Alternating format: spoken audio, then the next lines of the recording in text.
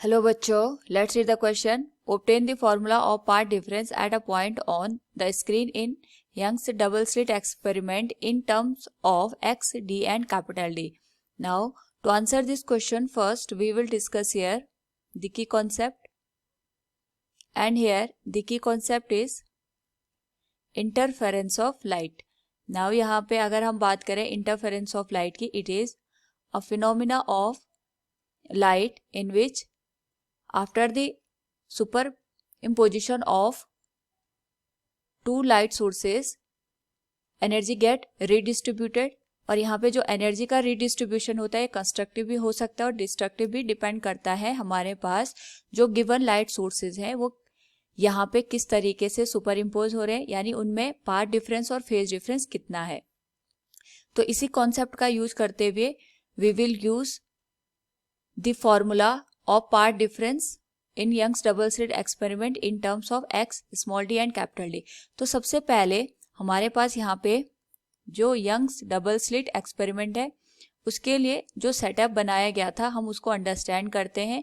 इसमें हम यहाँ पे इंटरफेरेंस ऑफ लाइट को अंडरस्टैंड करते हैं on the basis of the superposition from the two coherent sources. हम यहाँ पे कोहेरेंट सोर्स का सुपर इम्पोजिशन देखेंगे. कोहेरेंट सोर्स का मतलब यहाँ पे ये हो गया, इनका जो यहाँ पे पार्ट डिफरेंस होगा वो कांस्टेंट रहेगा और इसका जो वेव लेंथ होगी या हमारे पास यहाँ पे जो फ्रीक्वेंसी होगी वो सेम होगी. We can write wave length and frequency of the two given sources will be same. और जो यहाँ पे पार्ट डिफरेंस हमारे पास निकल के आएगा, path difference will be constant. Now इसके लिए यंग्स ने एक सेटअप बनाया था और इस सेटअप में इन्होंने एक सोर्स यूज किया. इस सोर्स को हमने यहाँ पे एस नाम दे दिया और यहाँ पे कार्डबोर्ड रख के इस पे दो होल कर दिए. तो ये जो हमारे पास दो इंडिविजुअल होल बने हैं ये अपने आप में यहाँ पे सोर्स का काम करेंगे, क्योंकि दोनों ही यहाँ पे जो लाइट को रेडिएट कर रहे हैं फ्रॉम दियर स्पेसेस वो एक ही सोर्स से यहाँ पे एमिट हो रही है. तो जो इनके बीच का पार्ट डिफरेंस होगा वो तो कांस्टेंट होगा, लेकिन वेवलेंथ और फ्रीक्वेंसी दोनों में सेम होगी. साथ में हम यहाँ पे मोनोक्रोमेटिक लाइट का यूज करेंगे ताकि हमारे पास जो इंटरफेरेंस का पैटर्न बने वो हमें क्लियरली विजिबल हो. तो यहाँ पे जैसे ही हमने S1 और S2 दो सोर्सेज को या फिर दो होल को यहाँ पे इंड्यूस किया, उसकी वजह से ये अपने आप में इंडिविजुअल सोर्स का काम करेंगे. और यहाँ पे हमने at a distance of capital D एक स्क्रीन को प्लेस किया है जहाँ पे हमें डिफरेंट डिफरेंट पैटर्न नजर आएंगे. तो जो दोनों सोर्सेज हैं इनके बीच की जो डिस्टेंस हमने ली है ये स्मॉल डी के बराबर ली है. तो इस केस में हम यहाँ पे जो पार्ट डिफरेंस प्रोड्यूस होगा उसका रिलेशन निकालेंगे small D, that is the distance between the two given sources. We can write here small D is distance between two given sources. और जो हमारे पास यहाँ पे कैपिटल डी है it is the distance between screen and source. ये हमारे पास जो स्क्रीन है और जो सोर्स है इसके बीच की डिस्टेंस को ये इंडिकेट कर रहा है. तो सबसे पहले हम ये मानेंगे कि जो हमारे पास यहाँ पे S1 से लाइट रेज एमिट हो रही होगी किसी पॉइंट P पे, या हम यहाँ पे स्क्रीन पे कोई पॉइंट P कंसीडर करते हैं जहां पे S1 सोर्स से जो लाइट पहुंच रही है ये वेव की फॉर्म में यहाँ पे तक पहुंच रही है. सिमिलरली यहाँ पे जो S2 सोर्स है इससे भी जो लाइट वेव है वो P पॉइंट तक रीच आउट करेगी. लेकिन जब हम यहाँ पे देखेंगे P पर, इसका जो यहाँ पर सुपर इम्पोजिशन के बाद इफेक्ट नजर आएगा वो डिपेंड करता है कि S1 और S2 के बीच का पाथ डिफरेंस कितना है. क्योंकि यहाँ पे अगर हम ऑब्जर्व करें तो S1 से जो लाइट पहुंचेगी P तक और S2 से जो लाइट पहुंचेगी P तक, उनकी जो लेंथ है उनके द्वारा जो यहाँ पे डिस्टेंस कवर की गई है वो अलग अलग है. अगर हम देखें यहाँ पे S2 से जो लाइट यहाँ पे एमिट हो रही है उसको S2P की डिस्टेंस कवर करनी पड़ रही है फ्रॉम हेयर टू हेयर, और जो S1 से लाइट एमिट हो रही है उसको S1P की डिस्टेंस को कवर करना पड़ रहा है. यानी यहाँ पे हमारे पास कुछ ना कुछ पार्ट डिफरेंस है और इसी पार्ट डिफरेंस को हम यहाँ पे डेल x या फिर x का नाम देते हैं. So we can say due to part difference that is in this particular case, अगर हम उसको यहाँ पे लिखें S2P माइनस S1P डिफरेंट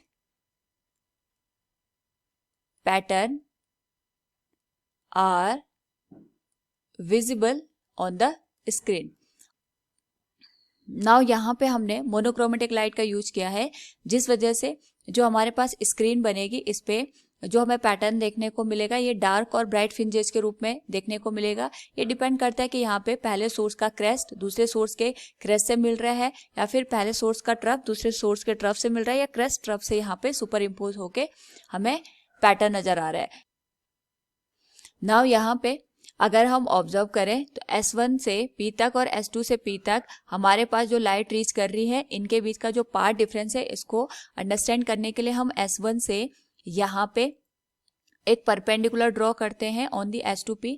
तो जब हम परपेंडिकुलर ड्रॉ करते हैं तो इस पॉइंट को हम यहाँ पे A नाम दे देते हैं. तो S1 से लेके P तक और A से लेके P तक की जो लेंथ है वो सेम है. जो भी डिफरेंस हमको यहाँ पे प्रोड्यूस होगा वो केवल S2A की वजह से प्रोड्यूस होगा, और यही S2A हमारे पास यहाँ पे पाथ डिफरेंस का काम करेगा. नाउ इसकी वैल्यू को निकालने के लिए हम यहाँ पे ये मानते हैं कि ये जो एंगल बन रहा है जो हमने परपेंडिकुलर ड्रॉ किया है ये थीटा का एंगल है.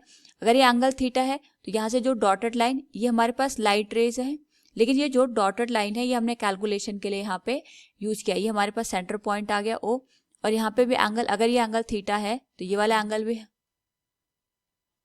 थीटा बनेगा यहाँ पे. तो हमारे पास यहाँ पे अगर हम देखें तो दो ट्रायंगल से हम इसको सॉल्व करेंगे. ये जो पॉइंट है यहाँ पे इसको हम यहाँ पे O डैश का नाम दे देते हैं. तो O डैश से जो P पॉइंट की डिस्टेंस है इसको हम Y कंसिडर करते हैं, जहाँ पे हम पैटर्न देख रहे हैं. It is at point P from the centre point O dash. ये जो डिस्टेंस है ये इसको हमने Y कंसिडर किया. तो दो ट्रायंगल अगर हम यहाँ से देखें तो we can say in triangle PO dash,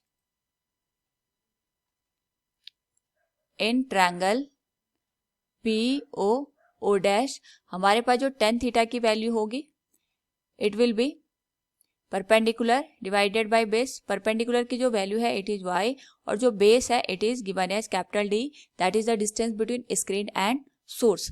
now यहाँ पे क्योंकि जो सारे एंगल बनते हैं, जो भी हम ये एंगल ले रहे हैं ये बहुत स्मॉल होते हैं, since angles are very small. तो जब हमारे पास एंगल बहुत स्मॉल बनते हैं उस पर्टिकुलर केस में जो tan थीटा की वैल्यू होती है अप्रोक्सीमेट थीटा के बराबर हो जाती है. सो it will B y by d, equation number first. Similarly अगर हम यहाँ पे एक और ट्रायंगल देखें दैट इज S1 S2A, तो we can say in triangle S1 S2A. तो इस केस में हमारे पास यहाँ पे जो ये थीटा एंगल बन रहा है इसके करस्पॉन्डिंग जो S2A है ये परपेंडिकुलर का काम करेगा, और S1 S2 ये हाइपोटेनियस का काम करेगा. So we can write here sine theta will be S2A divided by S1 S2. S2A ही हमारे पास यहाँ पे पार्ट डिफरेंस को इंडिकेट कर रहा है. It is S2P minus S1P, इसको हम इस तरीके से भी लिख सकते हैं. और S1 S2 हमारे पास यहाँ पे distance between two given sources है. अगेन क्योंकि एंगल्स बहुत स्मॉल है, angles are very much small, तो जिस वजह से हमारे पास जो साइन थीटा की वैल्यू होगी इसको हम अप्रोक्सीमेट लिख सकते हैं थीटा के. So it will be theta equals del x divided by small d. It will be equation number second. तो इक्वेशन 1 और इक्वेशन 2 का LHS हमारे पास यहाँ पे सेम है, तो जो इनका RHS होगा ये भी यहाँ पे सेम निकल के आएगा. So we can write y by capital D will be equal to del x by small d. So from here we can find out the value of del x. It will be y into d divided by capital D.